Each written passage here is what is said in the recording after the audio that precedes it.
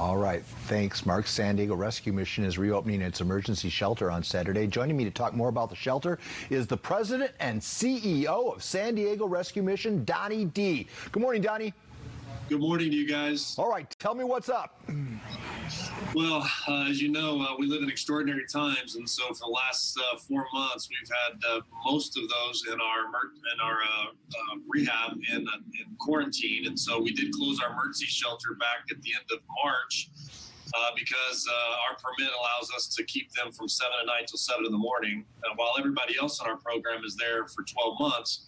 That's the one part that we do temporarily, and so we felt like it was a better place for them to be at the convention center, and we use that time to remodel our bathroom, and we are so excited to be opening up again and to get some women and children off the streets and to try to help them with their life situation. Because, I mean, let's face it, you're taking care, there's a lot of vulnerable people out there, but the women and children rank at the top.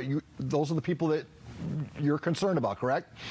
That's right. I think it breaks all of our hearts in this community that people are living on the streets, and that's a reality. You know, if you live in San Diego County, that we have a homeless problem, but it's especially heartbreaking to see women and children living on the streets. And one of the things that we did here a long time ago, long before I got here, was just to open an emergency shelter exclusively for women and children. We don't even have an emergency shelter for men.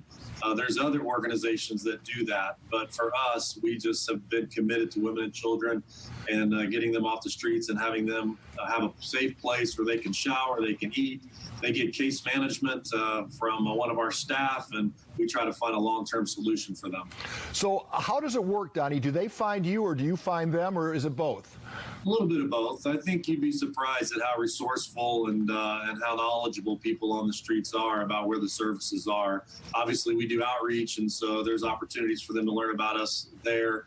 But most of the people living on the streets know where the help is, and we'll have a line outside of our building every night at 6 o'clock. So if you're ever by First and Elm Street, you'll see that that's our emergency shelter, and women and kids are lining up to try to find a place to stay. First come, first serve, I assume. Donnie, for people who are watching this and say, hey, I want to help out, I assume funding is always welcome, right?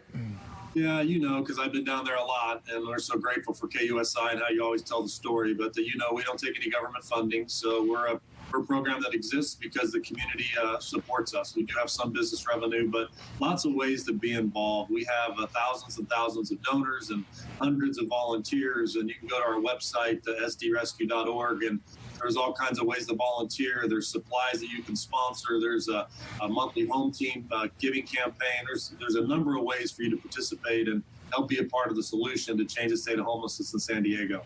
On a much less serious topic, but because of your NFL heritage, you played at the highest level. Your thoughts about football? You know, Jerry Jones is on. We just had Lou Holtz on, and he thinks colleges should get back on the field. Jerry Jones wants fans back in the stands. As an athlete, what is your former athlete? What's your take on that? It's a complicated issue. I think no matter what industry you find yourself in, this is a complicated situation. But as a former player, I would want to play. I know that I'm around the best doctors that there are in the city that I live in, whichever team I play for. And I know that probably the safest place for me to be is with my team, with my coaches, with the structure that goes around with being a college or professional athlete. And not to mention all the work that's gone on into preparing for this season. Obviously, I understand why presidents of universities and athletic directors have decided not to play. But as an athlete and as a coach, I would want to put the pads on and go play the game of football, because that's what I've been working for my entire life, and wouldn't want to see that dream not met. Well, Donnie, as I said, it's a much less serious thing than what your main gig is about, and we certainly, and everybody in San Diego appreciates what you do for the most vulnerable of us, and we'll get back to that topic again and down the road sometime, all right? But congratulations on getting the shelter back open, and I suspect it will have a lot of people lining up again. Thank you, sir. Appreciate you being a part of what we're doing. All right, Donnie D, everybody. Today.